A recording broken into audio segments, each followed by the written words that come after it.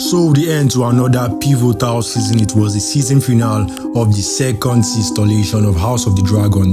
New allies, new questions, new revelations, and desperate moves. Welcome back to the Bootleg Corner. This is still your host, the Bootleg God, and we are here to review episode 8 of House of the Dragon. Episode 7 ended with new dragon riders emerging from a band of bastards. Of Hugh and Adam became dragon riders, much to the displeasure of Jaehaerys, who questions his mother's insight in allowing unknown and unverified low-born commoners into their ranks. But these are the times of war, and Rhaenyra has to take what she can get. But as we will see, Jaehaerys' thoughts are very valid because these guys have no real fealty or loyalty of history to the crown. All that unites them right now, in the case of Hugh and Ulf, is revenge against the Greens. Ulf's case is even worse because he seems like a man who has no real belief in anything apart from drinking and eating. So it is quite obvious what his problems will be. As for Ulf, he seems a lot more ambitious, and I'm pretty sure as times go, he will no longer be contented with revenge against the Greens in King's Landing. Adam seems like a normal, rational guy, but he has already been burdened by the desire of wanting more for himself once, and now he gets a dragon, but for how long will that satisfaction last? Well, season 3 will reveal what happens to these guys, but right now we can see Jaehaerys looking at his mother with the "I told you so" face as Ulf's behavior deteriorates with each passing meal. In the last episode, we saw Aemon turn Vhagar away from Dragonstone after seeing 3 dragons, and now he has gone to burn Sharp Point in anger. I had thought he was one of the few among the Targaryens with a little bit of sense, a mastermind, or at least one in training on the art of war, but he has also gone off his marbles to do something equally as stupid, just like his brother Aegon. Prosecuting a civil war requires as much military power as it does with civilian management, because after all, you need the civilians to rule after you win. But now it seems the madman policies in King's Landing have extended to outsiders who are supposed to be protected by Rhaenyra, and this is yet another black mark in Rhaenyra's record, because she was supposed to protect these guys, but so far she has not lived up to the task. Daemon is in Dragonstone. He has finally found clarity on his mission and desires. His visions have led him to the full picture of generations after his death, where he sees the death of the dragons, the rise of the White Walkers, and the rebirth of the dragons to Daenerys Targaryen. And now it is ironic that as he finds his peace, he's going to get an offer from Lord Orwyn to betray Rhaenyra and declare himself as king. If anything, Lord Orwyn has put himself on Daemon's watch list, because anyone who can betray their own is someone who cannot be trusted, and I'm pretty sure Lord Orwyn will know that he has messed up terribly, and we'll see if he betrays them further in the future.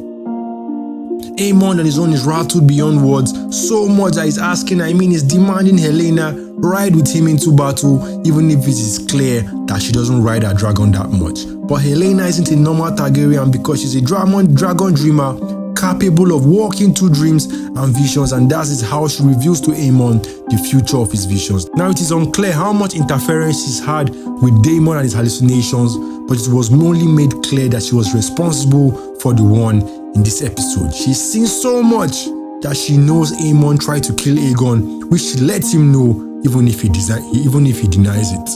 For Aegon, he is still in pains while the Grand Maester tends to him, but Larry Strong has come to let him know the shape of things. He can no longer remain in King's Landing, and so he gets convinced to leave to the city of Braavos. Alicent is also planning her own actions, going as far as sneaking out of King's Landing to see Rhaenyra for one last time.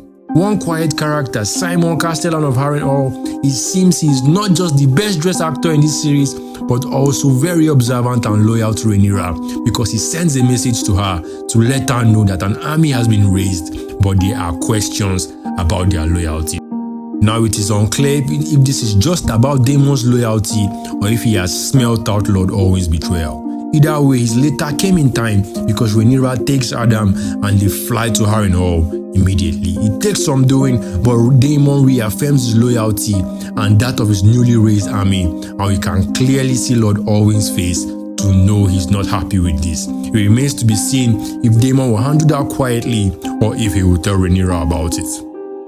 Then we pivot to Essos, where Lord Thailand is trying to make a bargain for their naval power, but the Lords of Essos are making crazy demands. They finally strike a bargain, but the thing is, Lord Thailand is in no position to approve such steep terms of giving them the stepstones in return for their help. But for him, he's done his job of securing the alliance to break the sea blockade, so whatever happens after the war is the crown's problem to decide. Next up is Criston Cole and Gwen Hightower.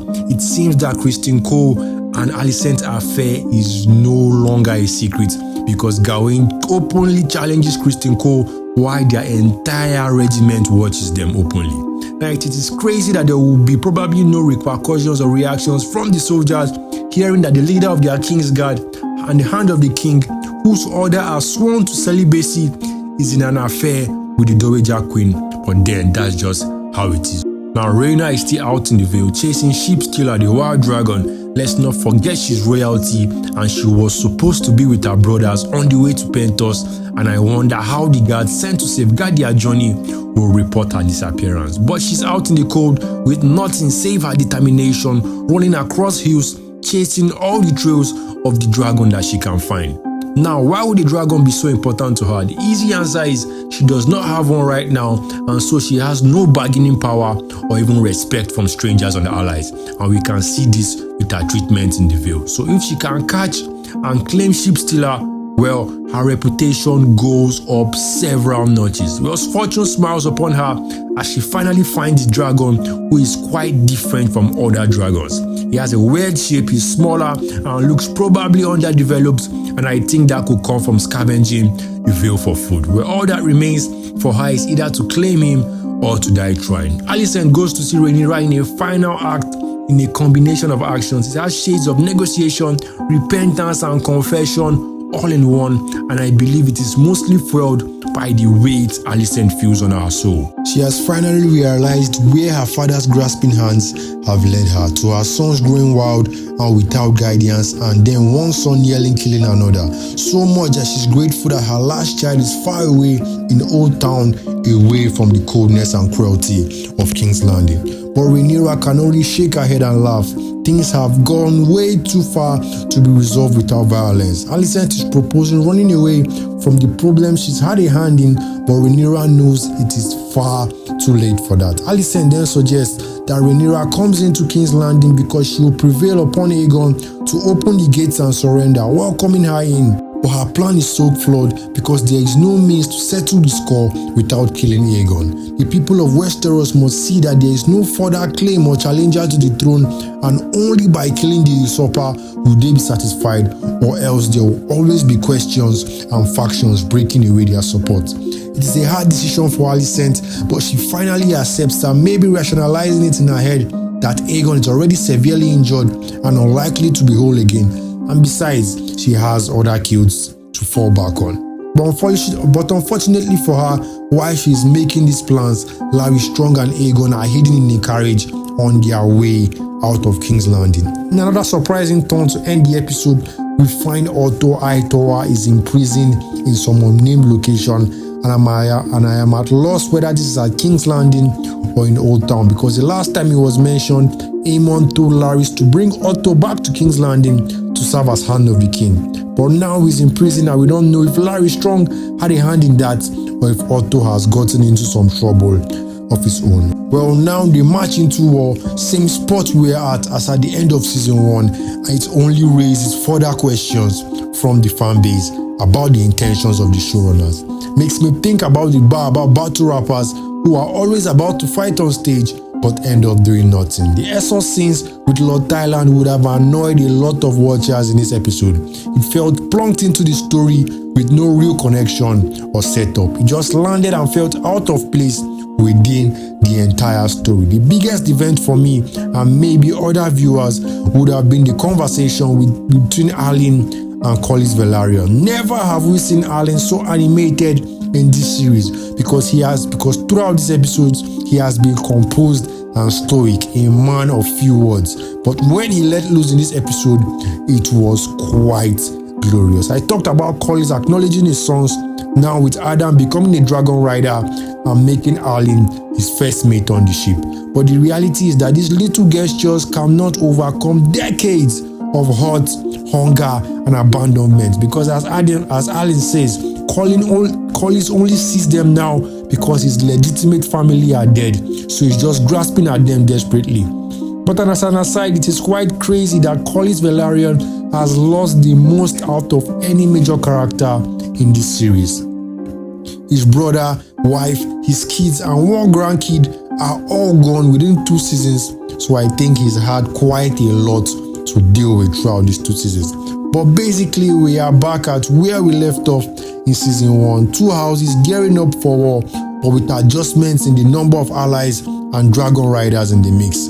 Rhaenyra has taken heavy losses, meanwhile Aegon has only lost his throne and his mobility. Alicent plans to surrender King's Landing and let Rhaenyra kill Aegon, but unknown to her, Aegon has fled the city.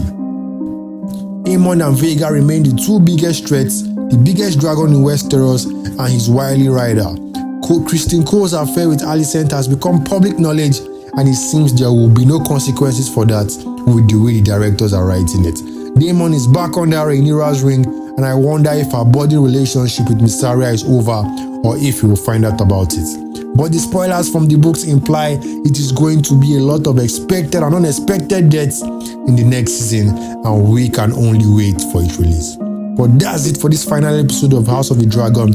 If you enjoyed this or have some thoughts or questions, put them in the comment section. Don't forget to subscribe, keep it locked in, and I'll be back.